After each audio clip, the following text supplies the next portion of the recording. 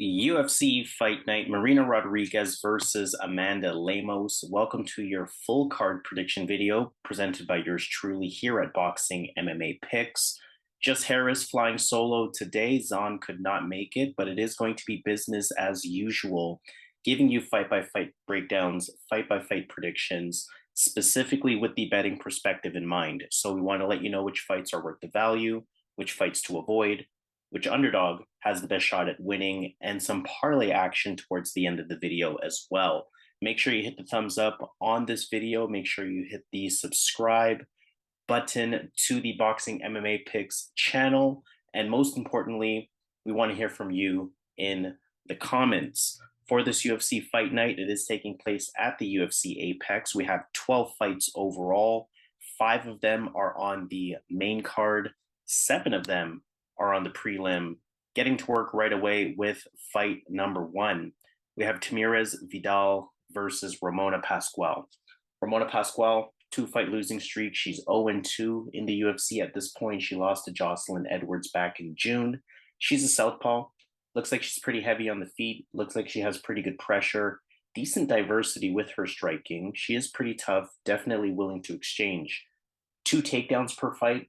She's landed takedowns in both of her UFC fights, so it does show that it is part of her game. She plays that clinch game. Wouldn't necessarily call her a takedown specialist by any means, but again, it looks like it is part of her game. That diversity is definitely good to see, but I would consider her to be a striker. I would say expect that more times than not. Tamires Vidal, newcomer. She's on a 5-fight win streak. You see her record there, 6-1. She's young, 24 years old. She's introduced as a jiu-jitsu and a Muay Thai fighter. Her stand-up is pretty solid in terms of her movement, in terms of her striking.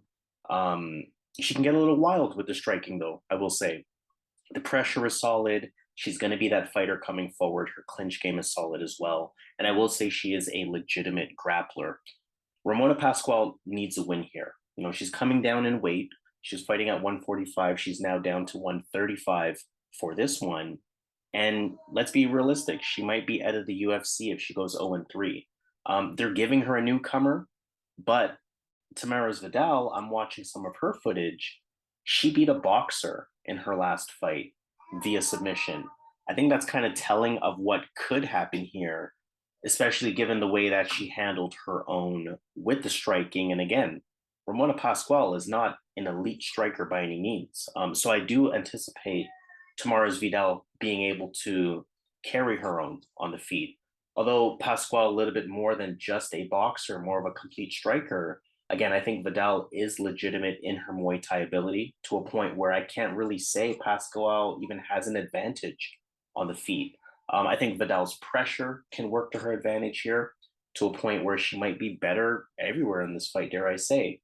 Pascual will definitely have a size advantage. You know, she'll be bigger. That could allow for her to fight, keep the fight on the feet. And again, she could be the sturdier fighter in these striking exchanges. That said, again, I feel that Vidal could be the more effective striker with her pressure. She should have the grappling advantage to go along with it. And as a result, I mean, we see she's a favorite here at about minus 140. I agree with that. I can see why she's the favorite. I think she is the better overall fighter. If we're going to take a look at Tapology for a moment, we see that about 83% is going with Vidal. I wouldn't quite agree with that. I don't think it's that unanimous of a decision, but I do think that Tamires Vidal should be able to pull off the win here.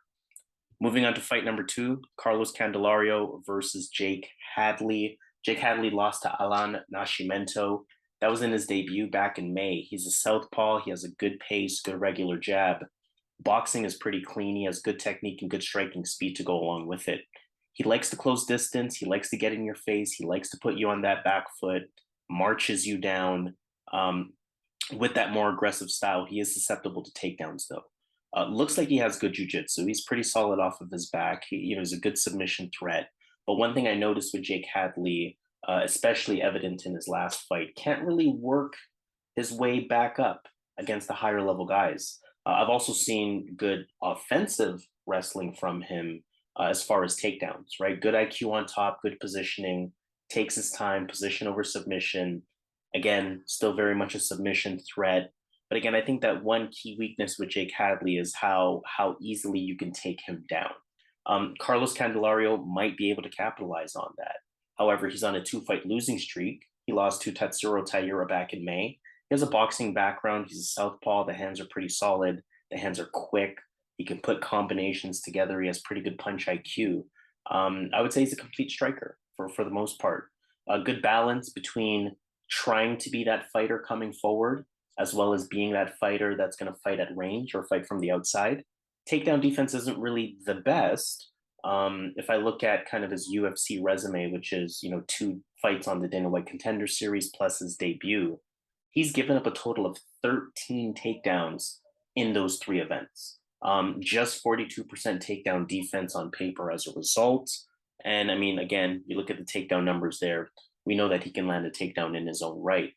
These fighters have 2 pretty similar skill sets when you compare them on paper. When I look at Jake Hadley's debut, he didn't really look bad at all. He just lost to a better grappler who trains with Charles Oliveira in La Nascimento.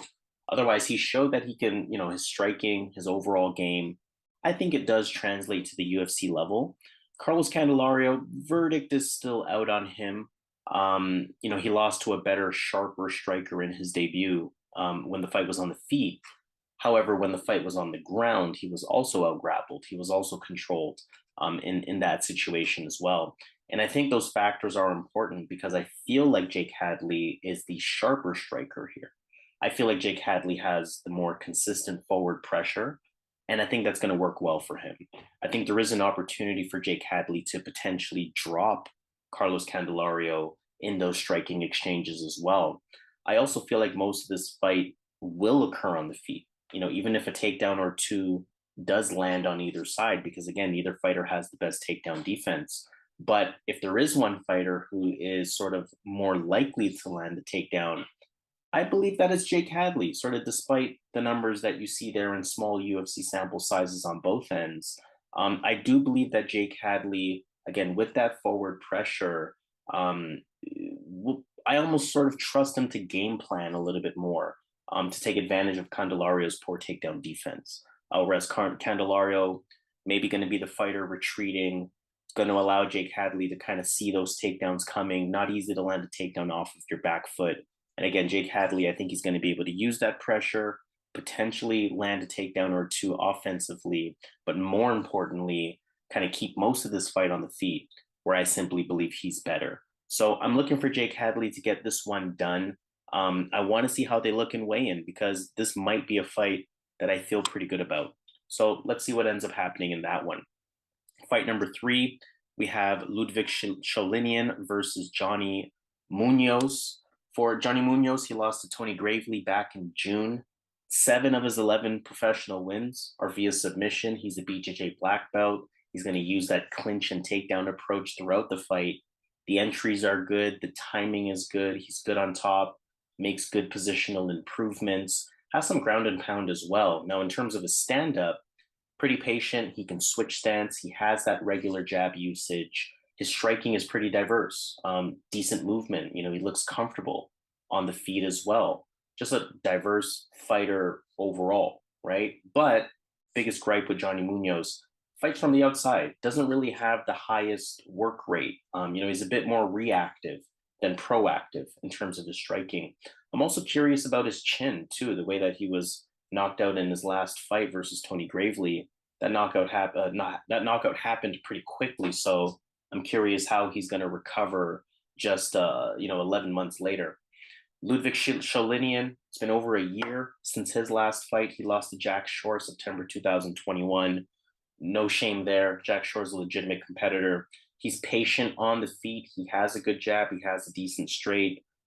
Throws one punch at a time, though. You're going to notice I say very similar things about these 2 fighters. Liudvik Sholinian doesn't really have the highest work rate either.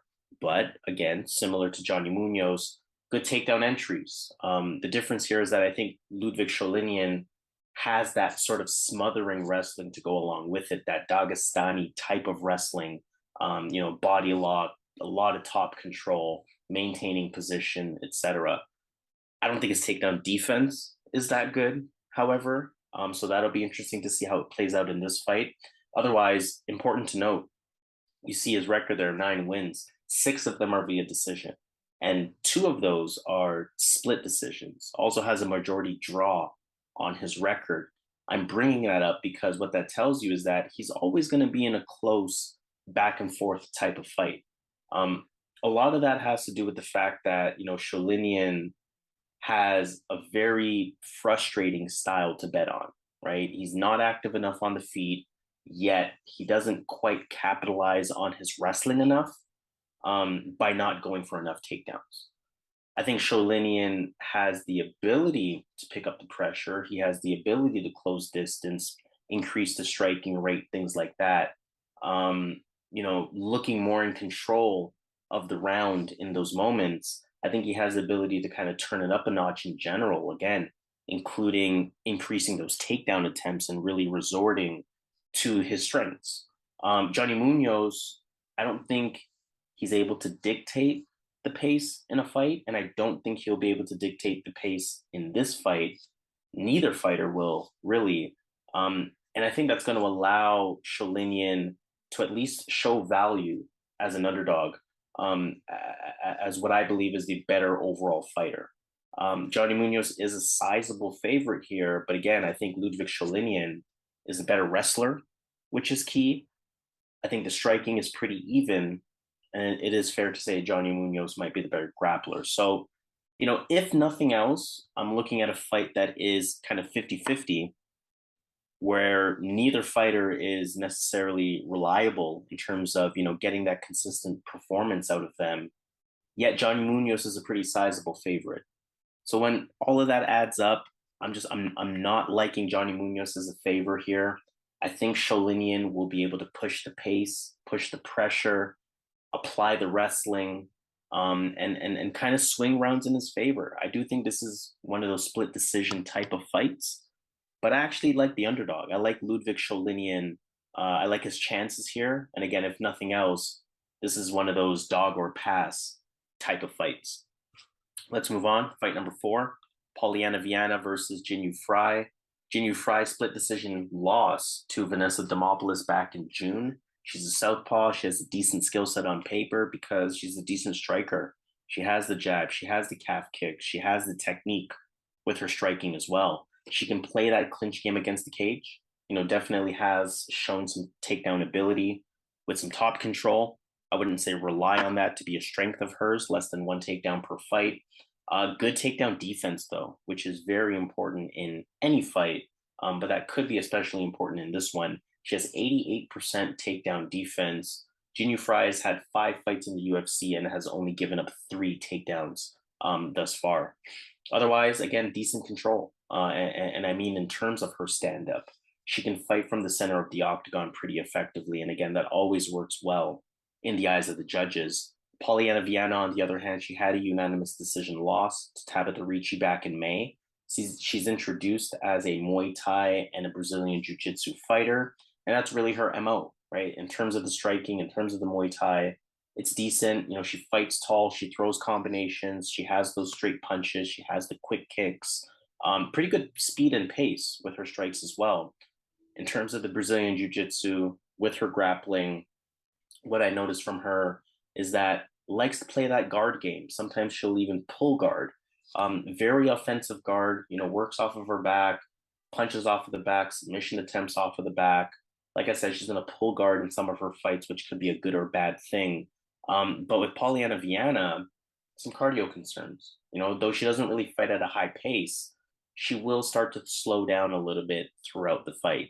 Her movement is decent, but it doesn't really have that intent and direction behind it. She kind of just fights from range, kind of just fights from the outside, and kind of allows her opponents to dictate the action. To that point, Polyana Viana, not really the best at handling pressure.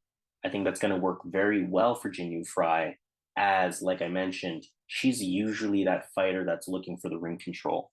Polyana Viana also, isn't really the best takedown artist, despite being a pretty strong grappler, despite being a tricky grappler. And again, like I mentioned, Jinh Frey has pretty good takedown defense. that leads me to liking Jinh Frey here. She's a veteran. I think she'll avoid a tricky ground situation in terms of getting caught up in a submission.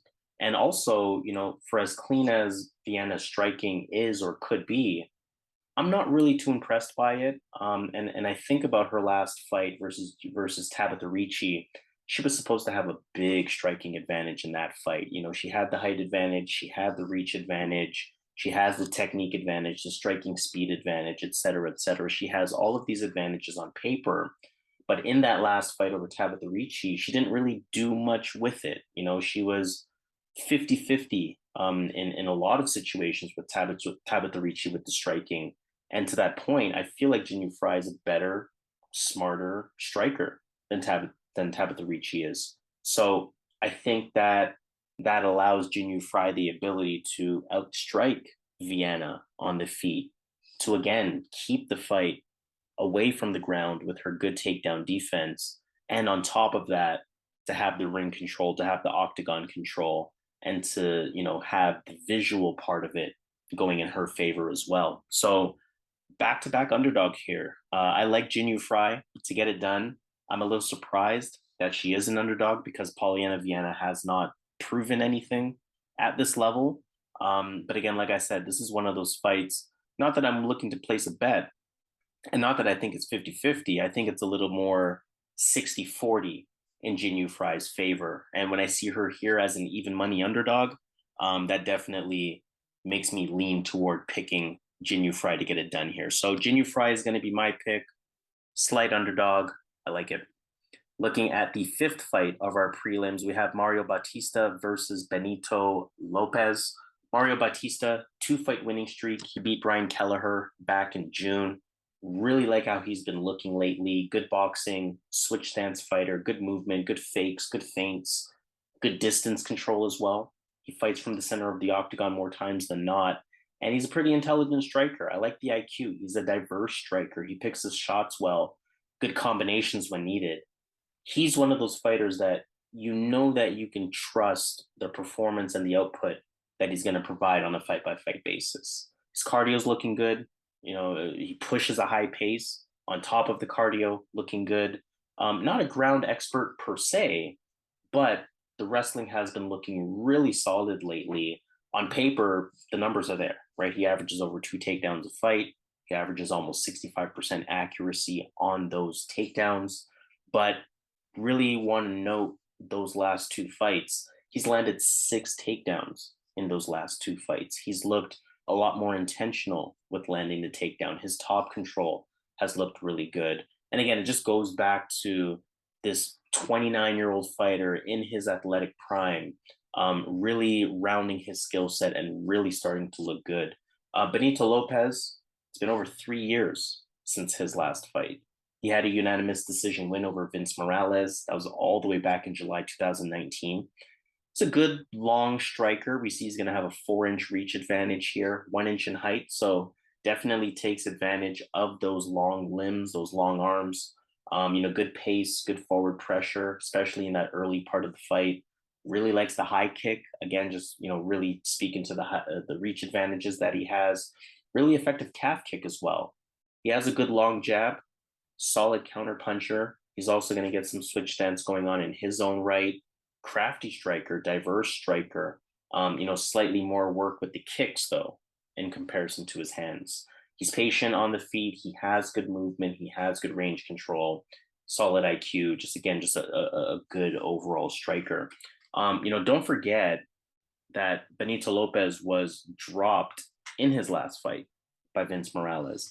I think that's a very telling sign for what could happen in this fight. And I'll get to the conclusion of it first. I really like Mario Bautista here. He's probably my favorite pick of this entire card, right?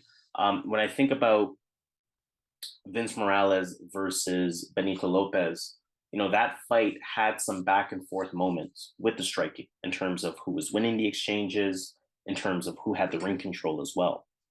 And that leads me to the conclusion that I'm Bautista all the way. I think Bautista brings a higher level of striking in comparison to Vince Morales, a higher level of IQ, much better pressure, more importantly, a very intentional game plan with that pressure, with that striking IQ, with that striking diversity, in comparison to what Vince Morales would have offered up against Benito Lopez. I also think Bautista has legitimate wrestling to diversify the attack. Yes, Benito Lopez has 78% takedown defense, but I do believe we look at again Mario Bautista's almost 65% accuracy doesn't really go for it unless he believes he has it. And I think that's going to grant him the ability to potentially land a takedown or two to really cement rounds in his favor if they weren't already clear cut. And I mean, let's face it, Mario Bautista is a tough out for any fighter, never mind a fighter coming off of an almost 3.5 year layoff. So I really like Mario Bautista here. Minus 300. I am not mad at that at all. I thought that they could have maybe taken advantage of that and put Bautista at a minus 400, 425, something like that. But again, like I said, I like Bautista here. I especially want to see how they look come face off, come weigh in to kind of confirm my decision here. But Mario Bautista is more than likely going to be my favorite pick of this entire card. Let's move on to the sixth fight. We have Miranda Maverick versus Shanna Jinh. Now, this is a fight that was supposed to happen a few months back, and here on Boxing MMA Picks, we actually did review and break down this fight.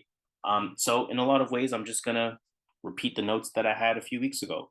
Miranda Maverick, she beat Sabina Matzo back in March. Stand-up is decent. She's a southpaw, very willing to engage. She'll throw those combinations. She has a good pace. She has a good activity. Likes to come forward as well. That's her striking. Her strength is on the ground, though. The ground game, good grappling. She's a BJJ brown belt. Last time I checked, may have leveled up since then. Has great pressure and control when she is on top. She has good ground and pound as well. Very strong physically. Not really the best at handling pressure from her opponents. Just 44% takedown defense as well. So she does have some holes in her game, but she's still fairly young despite her UFC experience at this point. She just turned 25, so she can very much improve vastly on a fight over fight basis. And when you see her take on someone like Sabina Matzo back in March, it kind of shows that maturity to her game where she can capitalize on her strengths a lot more than she's been able to in the past. Shanna Jinh beat Gina Mazzani back in April. She is a southpaw as well, despite the orthodox stance being listed. She does have some switch stance in there, so that's where we'll see orthodox be listed. She is light on the feet, not really the most technical. Her hands have gotten sharper, though. Really likes that karate sidekick, so look out for that in the fight. Decent clinch against the cage. Looks like she has some grappling knowledge as well. She does have some takedowns, not at the UFC level, of course, but just looks like she does have that IQ. And just 60% on paper, but she has shown pretty decent takedown defense in her last fight. So maybe this new lower weight class will serve her well as she comes down to flyweight here. I think Shanna Jinh is live. She has a good frame for the division. She looks strong. Her stand-up is improved. She has a bit of a ground game. She has the decent takedown defense to stop Maverick's attempts, especially that we've seen Miranda Maverick really struggle to take fighters down in the past. But Miranda Maverick should get the job done here. When this fight was supposed to happen a few months ago, Miranda Maverick was right around that minus 400 type of range. We see that has super inflated to a minus 600 at this point. That alone says Miranda Maverick should get the job done here. She has the higher pace. She has the overall ground game advantage. She should be able to land her takedowns. But I will say this. I personally will avoid this fight completely. Miranda Maverick has been unreliable in the past. Women's fights in general have been a little unpredictable in the past. And minus 625 for a fight is still too much for almost any fighter, never mind a fighter that you can't fully trust. So from a betting perspective, I am going to recommend completely leaving this one alone. But I will say from an expectation perspective, Miranda Maverick should get the job done. So Miranda Maverick is going to be my pick. I'm going to pick her in this situation at least 9 times out of 10. But again, from a betting perspective, I just can't pull the trigger. Just don't fully trust her. Let's move on to the last fight of our prelims. We have Darrick Minner versus Shayilan Nuerdanbieke. For Darrick Minner, 2-fight losing streak after he lost to Ryan Hall back in December 2021, of course. Decent stand-up, a lot of movement, a lot of switch stance, fights from the outside, a lot of fakes and level changes. He swings a bit wild at times, fights at a high pace, especially in that first round. He's had cardio issues in the past, of course, with that high pace that he goes at. Also a little bit one-dimensional in that, again, kind of herky-jerky movement, look to take the fight to the ground and overshoot on a submission attempt. 11 of his 26 wins are via guillotine. 22 of his 26 wins are via submission in general. And again, he is a good wrestler, right? 2.5 takedowns a fight, almost 75% accuracy, super legitimate in terms of his ability to bring the fight to the ground and attempt a lot of submissions. That's basically going to be his MO. For Shayilan Nuerdanbieke, 2-fight winning streak after beating TJ Brown back in June. His style on the feet is also going to cater to that of a wrestler. So he's going to have that wide base. He's going to do a lot of level changes, a lot of fakes. He's going to look for that clinch against the cage. He's going to attempt those takedowns, especially after he kind of goes on those different punching flurries to kind of distract you up top. Just like Darrick Minner, Nuerdanbieke, he can strike a little wild at times as well. Just like Darrick Minner, Nuerdanbieke has a lot of movement in the stand-up. What Nuerdanbieke has in addition to that is really good power. Decent takedown attempts, the chain wrestling, the body locks, the trips, definitely stays committed to it. He has good wrestling IQ. He can reverse those takedowns as well, which is really important here. And just like Darrick Minner, his style is going to create some cardio concerns. It's high effort. He definitely shows that he slows down after that first round, and the takedowns aren't really as effective or as abundant. Again, a lot of stylistic similarities here. I do think Nuerdanbieke is the tougher fighter, and I think that's ultimately going to make the difference here. You hate to kind of put the entire line of a fight on kind of an X factor, but I think that toughness X factor is really important here. I think Nuerdanbieke can take a better shot. I think he has more power, like I mentioned. And although both of these guys are decent with their striking, they're not the best with their striking defense. So either guy can catch one another. And if they both strike, Minner is more than likely to fall because Nuerdanbieke has that power and that toughness advantage. I also think Nuerdanbieke is going to be the physically stronger fighter.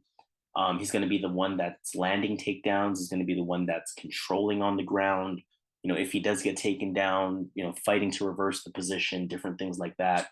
Could get caught in a submission though, right? Darrick Minner is definitely extremely live as an underdog here. And you might even view this fight as a dog or pass type of situation. I would definitely understand that.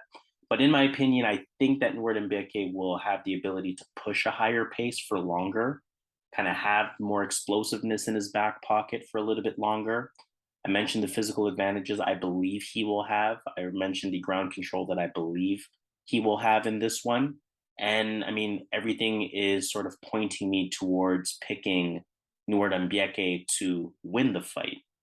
That said, again, from a betting perspective, which is what's important, probably not interested in betting. I think it's really going to depend on the face-offs. How big do they look? You look at Nuerdanbieke's physique. If that translates to the face-offs, to the weigh-in, I might be willing to include this on a parlay. But if that doesn't quite translate, then again, this is something that I want to avoid completely. Let's finish off with the prelims. Let's move on to our main card. We have Grant Dawson versus Mark O. Madsen. For Mark Madsen, still undefeated, 4-0 in the UFC at this point. He beat Vince Pichel back in April. He's a Greco-Roman style wrestler, very strong wrestler. Some of his accolades: Olympic silver medalist, 4-time medalist in the World Wrestling Championships. So very credentialed, very legitimate. On the feet, he seems pretty patient, keeps distance, solid movement. He is decent, I should say, at coming forward and closing distance. to find that clinch against the cage, to, of course, eventually chain it to a takedown. And back to his striking, his jab is decent, and he sort of uses that to set up his takedowns really well. Grant Dawson beat Jared Gordon in April. I think that was on the same card. That's 10 fights unbeaten now for Grant Dawson. Decent overall stand-up. Interestingly, he's introduced as a brawler, which I don't quite understand, but nonetheless, he has a good calf kick. He likes to stay in the pocket and exchange. Looks like he's improving his technique. He likes that level change with the overhand right as well. His strength is in his wrestling. Really good wrestling. Used to train with James Krause. He trains at American Top Team now. So, the ground game is legitimate. You look at the takedown numbers there, almost 35% accuracy, almost 4 takedowns per. Definitely know he has it offensively. Defensively, unfortunately, he does not have it. Just 40% takedown defense. That could really cost him in this fight. And he does have the ability to work his way back up, though. Good entries, going back to his offensive wrestling, good entries, good single leg, good trips as well. And again, I mentioned almost 4 takedowns per. Obviously, we're looking at a fight with 2 wrestlers, 2 fighters that don't really have the best takedown defense either. So I'm expecting a lot of wrestling exchanges. I'm expecting a lot of scrambling, at least in the opening round of this fight. And then perhaps both of their cardios fade a little bit. I think Madsen may be the better technical wrestler here, but I think Grant Dawson will, be able to give more effort. That would potentially work in his favor. We saw Vince Bichelle have moments where he was able to scramble and reverse Madsen on the ground. So interesting is all I'll say about that. I'm going to trust Grant Dawson's pace here. I also think that Grant Dawson has the more trustworthy cardio of the two. I also think that Grant Dawson is the better striker, all things considered. Better octagon control, better technique. He's a lot more intentional with it, better striking diversity as well. Very close fight, though. I think whoever has more control on the ground may win this fight. I think realistically, that could be either of these fighters. If we look at Tapology, I'm going to assume that Grant Dawson has a lot of respect in terms of predictors. A little bit more even than I thought. We have Grant Dawson at 65%. I would sort of agree with what Tapology is showing us here. And what it's showing us is that although Grant Dawson is, I'm not going to call it a sizable favorite, but a solid favorite at minus 220, it doesn't necessarily mean that the fight is going to go in his favor. Because again, he has poor takedown defense. Mark Madsen can take him down, lay and pray for 2 rounds, and too bad, so sad, it's over for Grant Dawson. But all things considered, they both have wrestling. They both have poor takedown defense. They both should have moments against each other. But now the X factors, Grant Dawson has better striking. Grant Dawson, in my opinion, has more reliable cardio, better pace, better control on the feet as well. So these additional factors going in his way is what makes me want to lean toward Grant Dawson in this one. This could be a parlay piece for me, sort of trusting the gut that Grant Dawson gets it done. But I will say be careful. Mark Madsen, undefeated, legitimate wrestler, can definitely use that for 2 rounds and win this fight as well. But officially, my pick is going to be Grant Dawson to get it done. Second fight of our main card, we have Tagir Ulanbekov versus Nate Maness. For Ulanbekov, he lost to Tim Elliott back in March. A lot of people thought that he won that fight, me included. Introduced as a wrestler and a grappler, the striking is good, it's clean. He controls center, he puts that forward pressure on you. Those last fight, he was definitely put on the back foot a lot, but that was against a very unique opponent in Tim Elliott. So I don't take too much from that in terms of a blueprint to beat him per se. That's more of a Tim Elliott thing. He has a solid jab. He uses it often, decent counter puncher. He has a solid calf kick as well. Really strong, smothering Russian wrestler otherwise. So stylistically, that's what you can expect from Tagir. For Nate Maness, he lost to Umar Nurmagomedov back in June. He can fight in either stance. He has that boxing wrestling combination in terms of his style, in terms of his skill set. Very solid combination to have in MMA.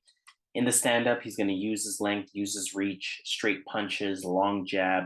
good lead hook. He's going to have a 2-inch reach advantage in this one, 3 inches in height as well. He fights from distance, so he's going to use that length to his advantage and closes that distance pretty well when needed. He's a good counterpuncher. He uses a good variety of strikes, really good takedown defense as well. Solid takedowns in his own right. He is effective on top. He has good activity. He has some ground and pound to go with it and can definitely land the submission. I will say from a prediction standpoint, I feel pretty good siding with Tagir Ulanbekov here. And that's mainly because I feel like he's a higher level wrestler, right? Nate Maness, yes, he has wrestling, but he's only landed 3 takedowns in 4 UFC fights. Ulanbekov has landed 11 takedowns in 3 UFC fights. So that tells me that Ulanbekov is going to be a lot more intentional with that aspect of the game. And, both of them are susceptible to giving up takedowns, right? Regarding the striking, Nate Maness, not really the most active striker. And I think that's going to fare well for Ulanbekov, and that's going to set him up well. It almost doesn't matter who has the better striking in terms of technique, ability, etc. When the activity is not there, that's not something that can be capitalized on, right? So I'm looking at this fight. I'm looking at Tagir Ulanbekov. I'm looking at the striking not being too dangerous in terms of who's better. I'm looking at the wrestling clearly siding with Tagir Ulanbekov.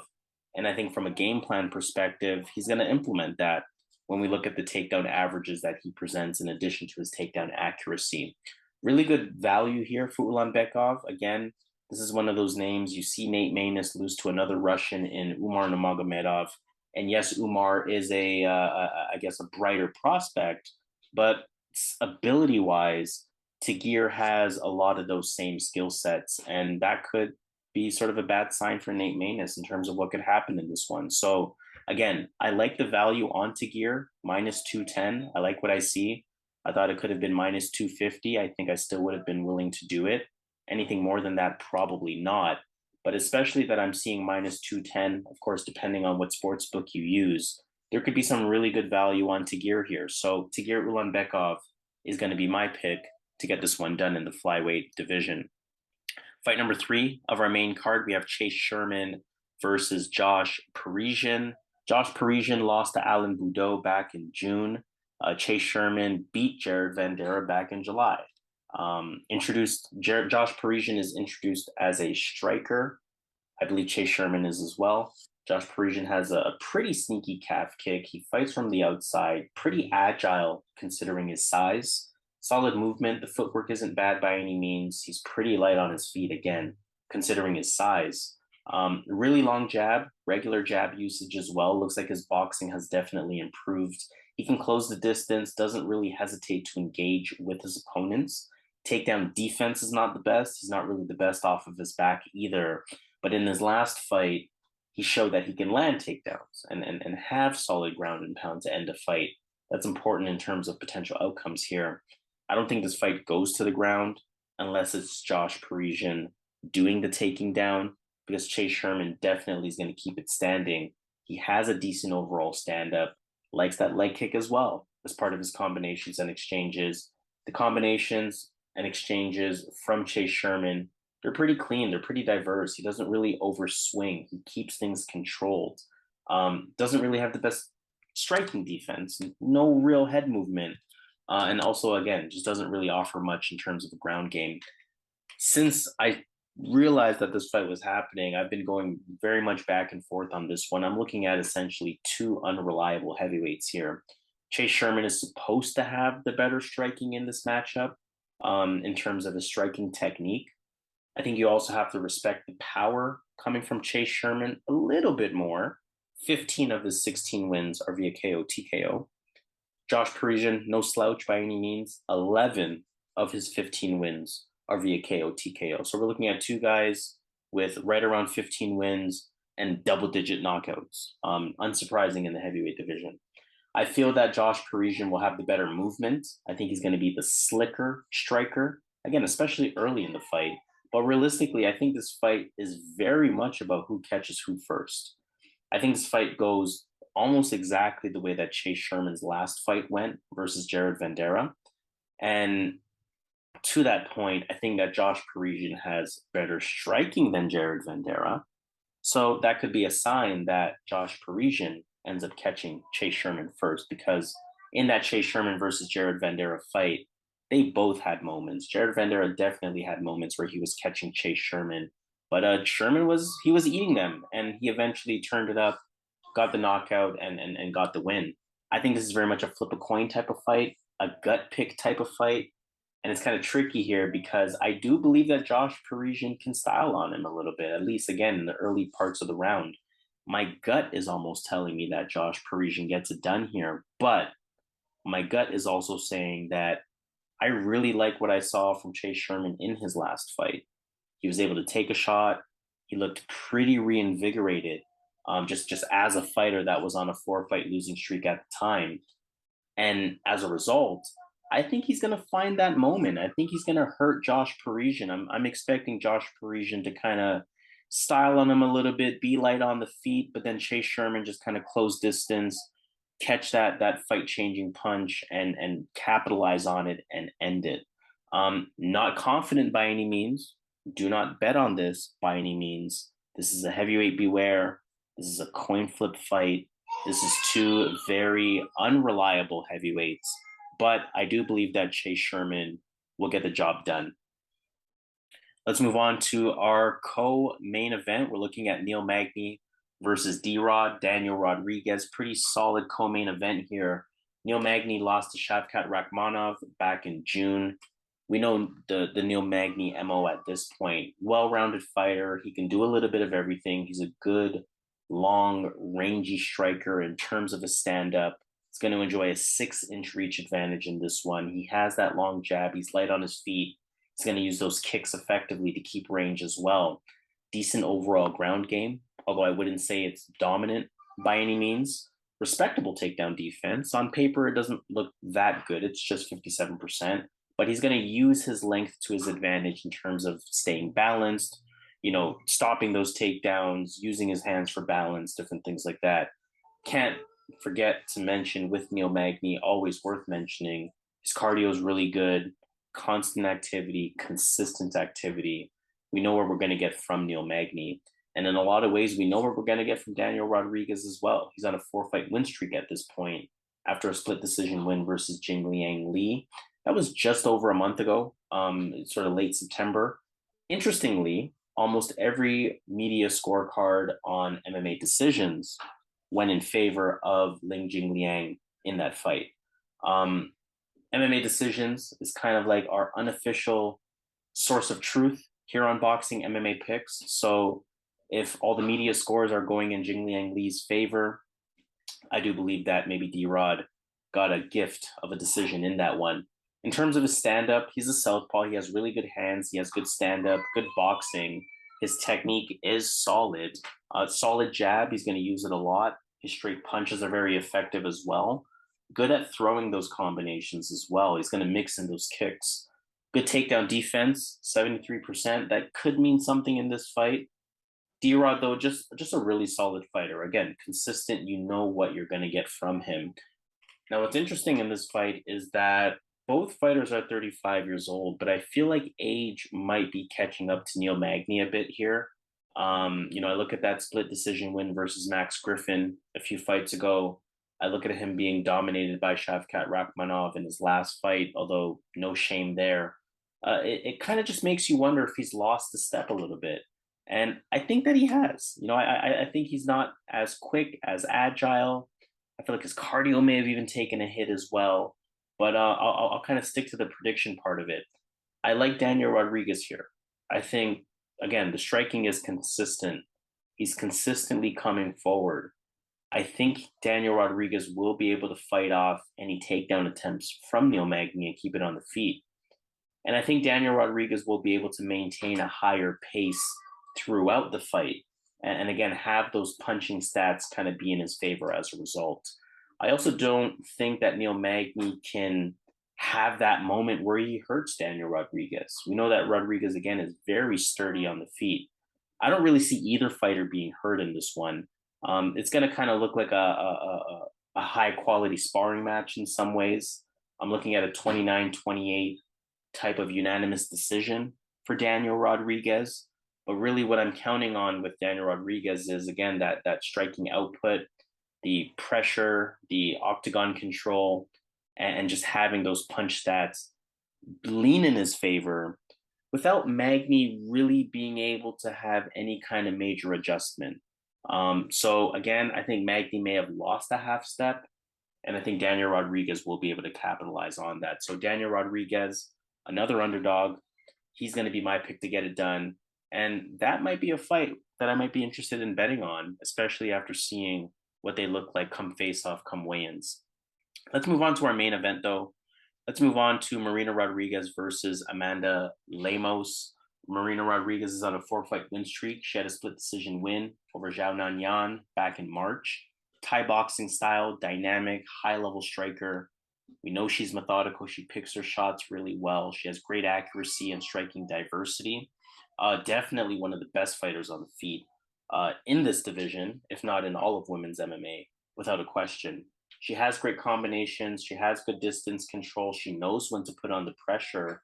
She likes to control the center of the octagon. But again, she can effectively fight from the outside against more aggressive fighters, like she was able to show in her last fight versus Zhao Nanyan. I think that's very important for an aggressive fighter like Amanda Lemos being her opponent.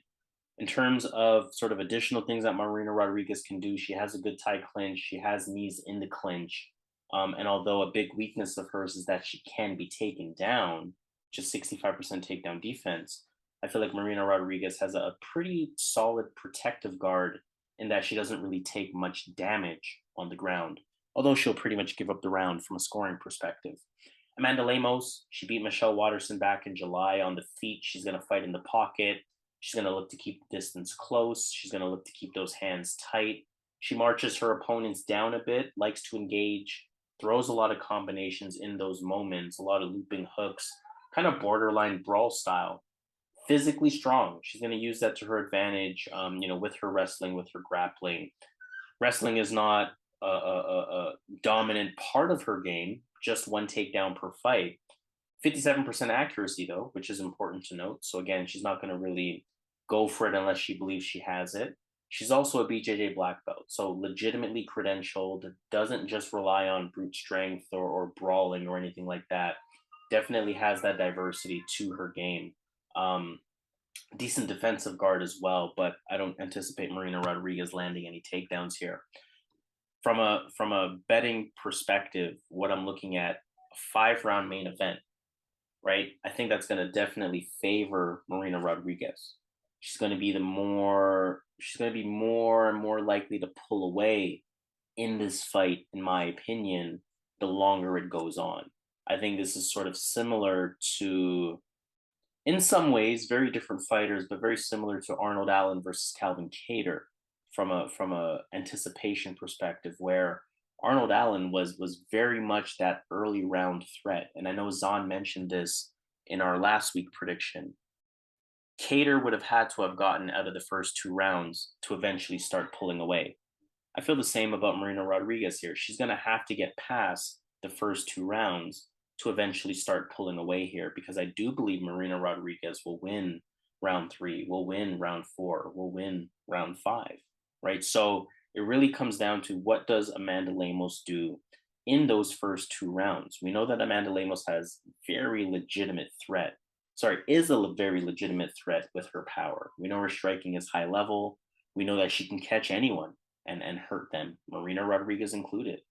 So that alone tells you that Amanda Lemos is a very live underdog. But I think Marina Rodriguez is the smarter pick here. Marina Rodriguez has never been finished. Almost 20 professional fights. She's never been finished. I think she's going to be able to avoid that danger in the early rounds. Again, that Zhao Nanyan fight really showed me that she's just going to say, hey, I'm just going to fight from the outside while this early threat exists. And I'm going to choose my moments when I start to close distance. I'm going to choose my moments where I start to become the aggressor in terms of the striking. And on top of that, when it comes to each of their striking styles, although both of them are high level in their own way, I do believe that Marina Rodriguez has the better footwork. I think she's going to use a very similar style to that last fight versus Zhao Nanyan. And I think she's going to be able to frustrate Amanda Lemos. And I think that's going to probably be the biggest thing that works to her advantage.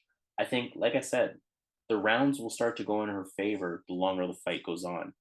Lemos might have a really big moment in round one. Lemos might have a 50-50 round two. But like I said, I'm looking at Marina Rodriguez to win round three, to win round four, and to win round five. And I'm not even necessarily looking at Marina Rodriguez to get a finish here. So this is a fight that could go decision unless one of these fighters is exhausted. And again, like I said, as this fight goes on, I like my chances with Marina Rodriguez. I feel like she is the smarter pick. Speaking of picks, let's take it to Vegas. Let's take a look at this entire card where I'm going to share my underdog that I feel has the best opportunity to win their fight, as well as some parlay action as well. So I'm going to start with an underdog. We have a number of different options here and a number of options that I went with in terms of my prediction itself. I predicted Sholinian to win the fight. I predicted Jinh Frey to win the fight. I predicted Daniel Rodriguez to win the fight as well. So a couple of underdogs that I'm looking at, but in terms of the underdog that I feel has the best opportunity to win, I'm looking at Daniel Rodriguez. I mean, again, I think Neil Magny just kind of has lost a half step. I don't think we're going to see a reinvigorated Magny per se. I still think that we're going to see this version of Magny that's not quite as good as he once was. Whereas I feel like we're going to see business as usual from Daniel Rodriguez. And as a result, I kind of like his odds in this one. Now, in terms of some parlay action, not a big name card, so not a lot of, attractive names to go after per se. But there are a few fights that I'm really looking at. I'm looking at Jake Hadley.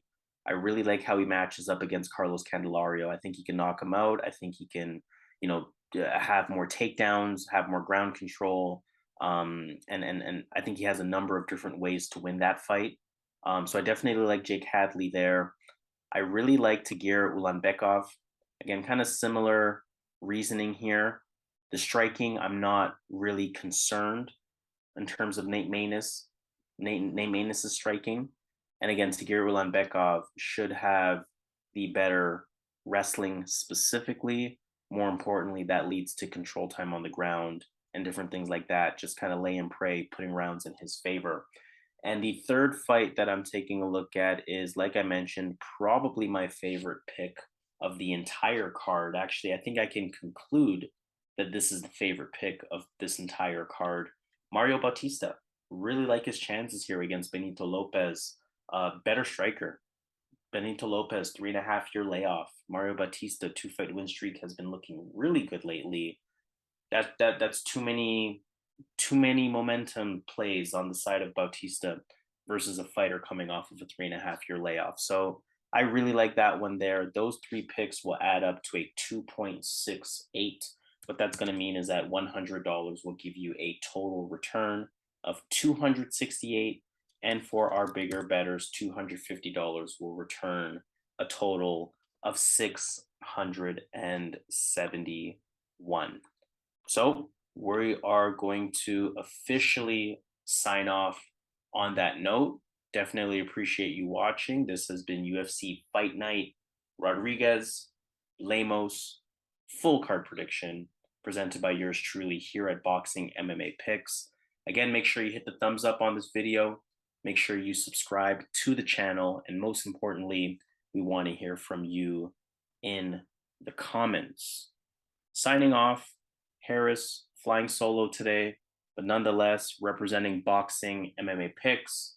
UFC Fight Night, Rodriguez versus Lemos, full card prediction in our usual fashion. Let's get this money.